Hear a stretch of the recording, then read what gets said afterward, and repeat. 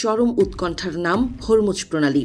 ১৯৫৬ সালের সুয়েজ খাল যেমন ব্রিটিশ সাম্রাজ্যের পতন ঘণ্টা বাজিয়েছিল, ২০২৬-এর এই উত্তপ্ত হরমুজ কি আমেরিকার জন্য সেই একই নিয়তি বয়ে আনছে? ওয়াশিংটন আর তেহরানের এই সংঘাত কি কেবল যুদ্ধ, নাকি এক বিশ্ব আধিপত্যের অবসান? ইতিহাস বড় নিষ্ঠুর, সে বারবার ফিরে আসে। ৭০ বছর আগে মিশরের সুয়েজ খালে ব্রিটিশ দর্প চূর্ণ হয়েছিল। আজ ঠিক একই পরিস্থিতির মুখোমুখি দাঁড়িয়ে মার্কিন যুক্তরাষ্ট্র। মধ্যপ্রাচ্যের রণক্ষেত্রে যখন বারুদের গন্ধ, তখন সমরবিদরা বলছেন, হয়তো আমরা একটি নতুন সুয়েজ মোমেন্ট বা সাম্রাজ্যের পতন প্রত্যক্ষ করছি। বিশ্বের মোট খনিজ তেলের ১/৫ প্রবাহিত হয় এই সরু হরমুজ প্রণালী দিয়ে। ইরান আজ সেখানে বুক চিতিয়ে দাঁড়িয়ে। তাদের ড্রোন আর মিসাইল প্রযুক্তি আজ সুপার পাওয়ারের ঘুম কেড়ে নিয়েছে। তেহরান স্পষ্ট জানিয়ে দিয়েছে, এবার আর মাথা নত নয়, বরং মোকাবেলা হবে সমানে সমান। একদিকে যুদ্ধের দামামা, অন্যদিকে ঋণের পাহাড়ে চাপা পড়া মার্কিন অর্থনীতি। $৩৯ ট্রিলিয়ন ঋণের বোঝা নিয়ে ওয়াশিংটন আজ ক্লান্ত।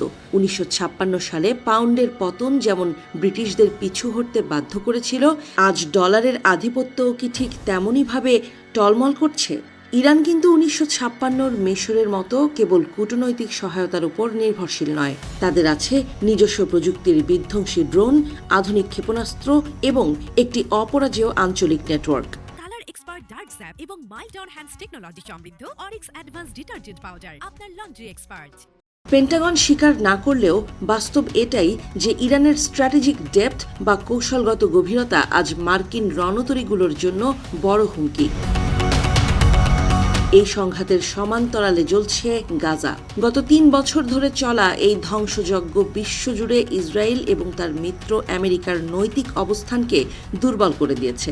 আন্তর্জাতিক আইন আর মানবাধিকারের বুলি আজ যেন কেবলই অন্তঃসার শূন্য স্লোগান। মধ্যপ্রাচ্যের সাধারণ মানুষ আজ এই আমেরিকান জায়নবাদী অক্ষের বিরুদ্ধে সোচ্চার।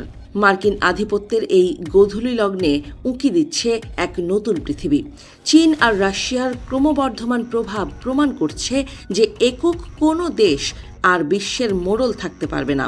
হরমুজের এই সংকট কেবল ক্ষমতার রদবদল নয়, বরং এটি একটি বহুকেন্দ্রিক বিশ্ব ব্যবস্থার জন্মলগ্ন।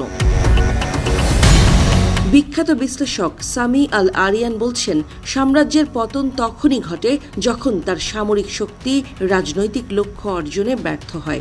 আমেরিকা আজ সবচাইতে শক্তিশালী সামরিক শক্তির অধিকারী হওয়া সত্ত্বেও মধ্যপ্রাচ্যের এই জট খুলতে পারছে না। এটিই কি তবে সুপার পাওয়ারের বিদায় সংকেত? হরমুজ প্রণালী আজ কেবল একটি জলপথ নয়, এটি হয়ে উঠেছে আগামীর ভাগ্যরেখা। যদি এই সংকটে আমেরিকা পিছু হটে, তবে তা হবে এক নতুন ইতিহাসের সূচনা। সুয়েজ থেকে হরমুজ, সময়ের ব্যবধান ৭০ বছর হলেও সাম্রাজ্যের পতনের সুর কি তবে একই?